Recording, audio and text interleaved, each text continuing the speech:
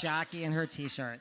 Jackie Now let me tell you, I think fooling around in a guinea tee, like wearing a guinea tee and you're. You said you around, like that. I think it's hot, but that's not the reason why Margaret said it. She was being derogatory because what she wanted to say was she wore a T-shirt because she had her body image problem, which is not being very nice.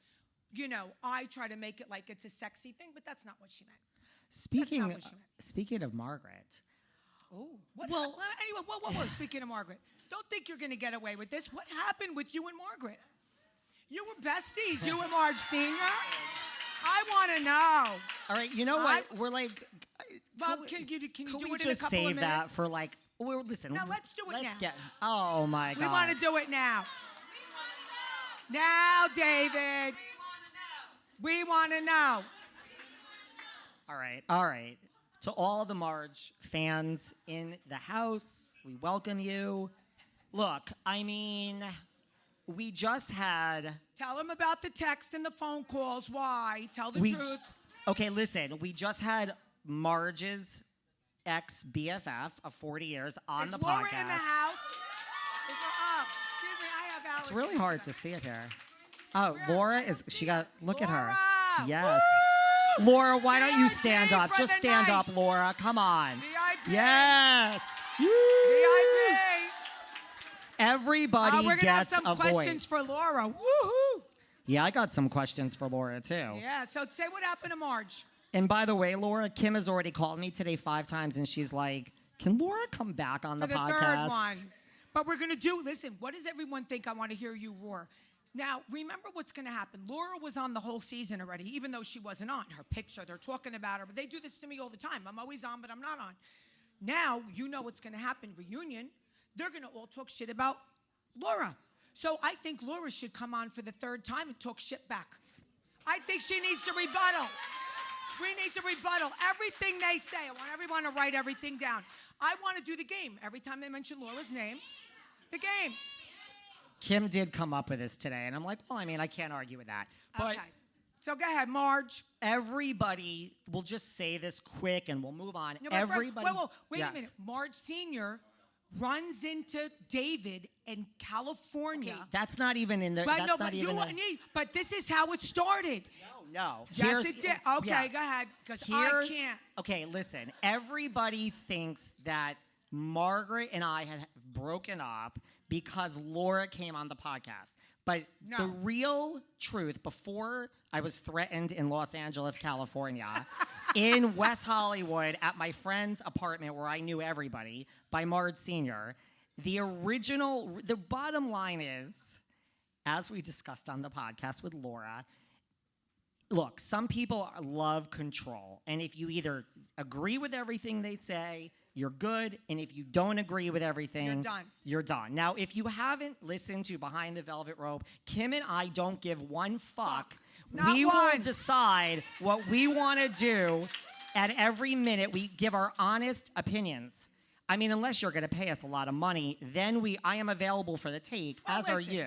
Stick a camera up my ass. I don't care. For $100 million, I don't care where you put it. It's all good. Like Bethany. Remember when she had the wedding gown? I mean, me. But when it comes to a friendship, Wait, hold on with that camera. Yeah, you like that camera. Care. But so really, the bottom line is, when I first said 9 months ago that, or whatever it was, that I think this is Melissa's last season, and I think Melissa is going to be fired, which is nothing personal against Melissa. It's just a fact. We're going to miss Melissa. Bye, girl. Bye, girl. I could be wrong. Sometimes I'm wrong. I am actually not always right. Unless Haas gives her a pass, we're all good. Yes. But when I said that this was Melissa's last season, now the words Margaret didn't come out of my mouth. It has nothing to do with Margaret. Right. But I knew there was a little mark next to my name because that's Margaret's team. Because we live at, 52 years old with teams. But then when this whole thing about Melissa and the kiss came out, and I said, I know that this kiss happened. Did I see the kiss happen? I did not see the kiss happen. Bro, we already have a heckler. We have a heckler. Thank you, Emma. We have a front row. What is this? The joke? Well, the story is pretty shady. I know the little PR boy. I know pretty shady. It happened. I'm positive of this. And so once I started going on air to all of you and saying this truly happened, which I have no horse in this race either, that really was. I knew that was not going to go over well with Margaret because she was out there saying it didn't happen, even though the whole rumor is out there because the PR boy told Margaret, and Margaret told Laura, who's here, and then... That's right, Laura! So it's a true story, and and I was like, it's nothing personal, Margaret, but I'm not going to lie to the audience of Behind the Velvet Rope. I know that this kiss happened, and once I said that, I knew that is really what the start of the start of it. And then what happened in Beverly Hills? Then West Hollywood, same thing. I was in California. Marge Senior. I ran into Marge. I knew she was going to be at a party, and she cornered me and said... Yeah. They're evil. There's some crazy-ass people. You need to agree with Margaret on everything, and you and Kim D better not ever say anything bad about her. And I'm like, what? This is a party at my friend's house where I know everyone. You and Kim D better not. Yeah, that didn't go. Oh. But I That's gonna make me talk more. I was like, okay, whatever. I mean, let's just ignore this. But what happened when you were at the party? See, this is something I didn't even ask you. So ask when you were me. at this party and she speaks like this, what did you say to her, and then how did the rest of the party go? You know, I try to keep the peace. I mean, here I'll throw an F-bomb or two, but when you're standing in front of me, it's just like, oh, okay. I mean, it's so ludicrous and ridiculous. It's really ridiculous. That you just say, like, okay, I mean, you don't need to, but you're not going to do it, but you're just like, okay. You know, and then you walk away and you go have another martini, and then you're on your third martini, and life is good.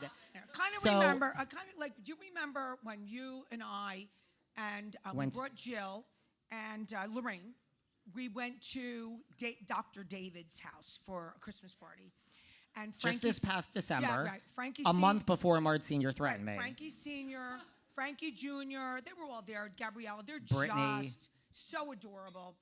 And we all talked, and we had such a great time. And then right after that, my friend Gail goes to another party at his house, and Gorga was there with Melissa. And Fuda was there. So Gorga goes up to Gail and says, we love Kim D, why does she keep talking about us? We love Kim D. And Fuda walks up and goes, can you tell Kim D to stop talking about my wife? And Gail goes, I'm going to tell Kim D to stop talking about anyone? Like, are you kidding me? Like, she's my friend, but she's not going to listen to me. She's not, So this is what these people do. But in the meantime, I'm going to get a little crazy. Joe Gorga, after saying how much he loves me to everyone, you heard him on Andy Cohen, I love Kim D, I love Kim D, we love Kim D. He calls my attorney.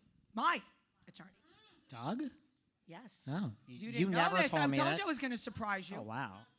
And he says, are you still representing that scum? You know what? Oh, yeah. Oh, yeah. Notice how Kim talks and I fall asleep half the time. Now I'm like, when were you going to tell me this? For the show. Wow.